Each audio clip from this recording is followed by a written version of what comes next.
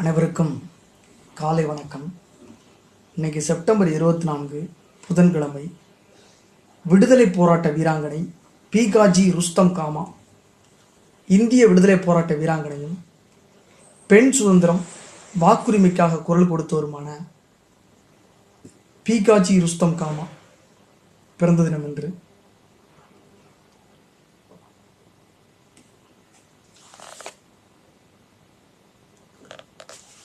இவங்க தாதாபாய் நவ்ரோஜிக்கு அந்தரங்க, அதாவது தனி செயலாளராக இருந்திருக்கிறாருன்னு சொல்லப்படுது. பீகாஜி காமா பிளேஸ் அப்படின்னு சொல்லிட்டு டெல்லியில் ஒரு மெட்ரோ நிறுத்தம் இருக்கிறது, ஒரு பகுதி இருக்கிறது. மெட்ரோன்றது மெட்ரோ தொடர் வண்டி. என்ன அப்படின்னா, பீகாஜி காமா அவரும் இவரும் ஒன்றா என்று எனக்கு தெரியல. பம்பாயில் வளமான பார்சி குடும்பத்தில் பிறந்தார். தாதாபாய் நவ்ரோஜி மாதிரி. பீகாஜி 1861 பிறந்தார். சட்டம் படித்திருந்த தந்தை வியாபாரம் செய்து வந்தார். அலெக்சாண்ட்ரியா நேட்டிவ் பெண்கள் ஆங்கில வழி கல்வி நிறுவனத்தில் பயின்றார். பல மொழிகளை வெகு எளிதாக கற்று நிபுணத்துவம் பெற்றார். தனது பெரும்பாலான நேரத்தை தர்ம காரியங்களிலும் சமூக சேவைகளிலும் செலவிட்டார். 1896 முதலில் கடுமையான பஞ்சமும் அதனைத் தொடர்ந்து பிளேக் நோயும் பம்பாய் மாகாணத்தை தாக்கின. நிவாரணக் குழுக்களில் இணைந்து பணியாற்றினார். பிளேக் நோய் தாக்குதலுக்கு ஆளானாலும் பிழைத்து கொண்டார். உடல்நிலை மிகவும் பலவீனமானதால் சிகிச்சைக்காக 1901 இங்கிலாந்து அனுப்பி வைக்கப்பட்டார். குணமடைந்து நாடு திரும்ப தயாரான சமயத்தில் தேசியவாதியும் சிறந்த பேச்சாளருமான சியாம்ஜி கிருஷ்ண வர்மா மூலம் தாதாபாய் நவ்ரோஜியை சந்திக்க நேரிட்டது. அவரது தனிச்செயலாளராக தொடங்கினார் வாழ்க்கையை, பணியாற்ற தொடங்கினார். அங்கு பல தேசபக்தர்கள், மாணவர்கள், இந்தியா மீது அனுதாபம் கொண்ட ஐரோப்பிய அறிவுஜீவிகளை சந்தித்தார். 1905 இந்தியா திரும்ப வேண்டும் என்றால் தேசியவாத நடவடிக்கைகளில் கலந்து கொள்ள மாட்டேன் என்று உறுதியளிக்க வேண்டும் என்று கூறப்பட்டது. சுதேசி இயக்கமும் 1905 தான், வங்கப்பிரிவினையும் 1905 தான் என்று சொல்லப்படுகிறது. ஆனால் வஉசி சுதேசி கப்பலை செஞ்சது 1906 என்று கூறப்படுகிறது.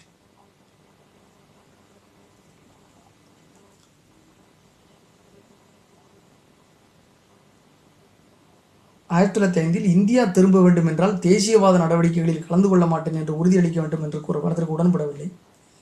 அதே வருடம் பாரிஸ் சென்ற இவர் அங்கிருந்து இந்திய தேசியவாதிகளுடன் இணைந்து பாரிஸ் இந்தியன் சொசைட்டி என்ற அமைப்பை உருவாக்கினார். வெளிநாட்டில் வாழும் இந்தியர்களுக்கான இந்த இயக்கத்தின் பிற குறிப்பிடத்தக்க உறுப்பினர்களுடன் இணைந்து வந்தே மாதரம் இதழை வெளியிட்டார். மதன்லால் திங்க்ரா நினைவாக தொடங்கப்பட்ட மதன்ஸ் தல்வார் என்ற மற்றொரு இதழுக்கும் விநியோகஸ்தகராக செயல்பட்டார். 1907 சூரத் பிளவு நடந்த வருஷத்தில் ஜெர்மனியின் ஸ்டுட்கார்ட் என்ற இடத்தில் நடைபெற்ற சர்வதேச சோசலிஸ்ட் மாநாட்டில் இந்திய சுதந்திர கொடி வடிவமைக்கப்பட வேண்டும் என்று கோரிக்கையை எழுப்பினார். அதன் அடிப்படையில் தான் 1907 ஆண்டே எழுப்பப்பட்ட கோரிக்கை அடிப்படையில் தான் 1939 தான், எனக்கு சரியாக நினைவில்லை, 39 தான் இவர் ஆந்திராவை சேர்ந்த ஒரு பிங்களி வெங்கையா கொடி வடிவமைப்பில் ஈடுபடுவார். இந்த மாநாட்டில் கிட்டத்தட்ட 30 வருஷம் கேப் இருக்கு. இந்த மாநாட்டில் இந்தியாவின் மனித உரிமைகள் மற்றும் சமத்துவம் மற்றும் பிரிட்டனிலிருந்து சுயாட்சி ஆகிய கோரிக்கைகளை முன்வைத்தார்.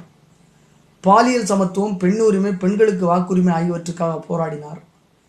விநாயக்க தாமோதர் சவார்கர், அதாவது விடி சவார்கர் மற்றும் சியாமாஜி கிருஷ்ணவர்மாவுடன் இணைந்து இந்திய சுதந்திர கொடி என இவர் குறிப்பிட்ட கொடியை வடிவமைத்தார். அகிம்சையில் நம்பிக்கை கொண்டிருந்தார். ஆனால் அநீதியை எதிர்க்க வேண்டும் என்றும் கூறினார். அதாவது விடி சவார்கர் மற்றும் சியாம்ஜி கிருஷ்ணவர்மாவுடன் இணைந்து இந்திய சுதந்திர கொடி என இவர் குறிப்பிட்ட ஒரு கொடியை வடிவமைத்திருக்கிறார். பிங்களி வெங்கையாவுக்கு முன்னாடியே கொடி வடிவமைக்கப்பட்டிருக்குது. ஆனால் பெண் வடிவமைச்சிருக்கிறார் அப்படின்ற ஒரு காரணத்தினால இருட்டடிப்பு செய்யப்பட்டிருக்கிறதா நான் புரிந்து கொள்கிறேன். அந்த காலத்திலையும் பெண், எல்லா காலத்திலையும் இருக்குது பெண்ணடிமைத்தனம். ஆனால் அநீதியை எதிர்க்க வேண்டும் என்று கூறினார். சுயாட்சி முறையை தீவிரமாக ஆதரித்தவர். இந்து முஸ்லிம் ஒற்றுமைக்காக பாடுபட்டார். இவரது நடவடிக்கைகளால் கோபமடைந்த பிரிட்டிஷ் அரசு இவரை கொல்ல திட்டம் தீட்டியது. அதை அறிந்த இவர் பிரான்சுக்கு தப்பிச் சென்றார். இவரது பாரிஸ் உறைவிடம் ஏராளமான புரட்சி வீரர்களுக்கு புகலிடமாக அமைந்தது. 1935 உடல்நிலை மோசமடைந்தால் பம்பாய் வந்து சேர்ந்தார். தனது சொத்துக்களில் பெரும்பகுதியை சிறுமிகளுக்காக ஆதரவற்றோர் விடுதிக்கு ஒன்றுக்கு எழுதி வைத்தார். இந்தியாவில் பல நகரங்கள், தெருக்கள், பொது அமைப்புகளுக்கு பீகாஜி காமா அல்லது மேடம் காமா என்று பெயர் சூட்டப்பட்டது. இவரது உருவம் பொறிக்கப்பட்ட தபால் தலை வெளியிடப்பட்டது. வாழ்நாள் முழுவதும் இந்திய விடுதலை போராட்டம் குறித்த விழிப்புணர்வை ஏற்படுத்திய பீகாஜி காமா 1936 74 வயதில் காலமானார். நன்றி, வணக்கம்.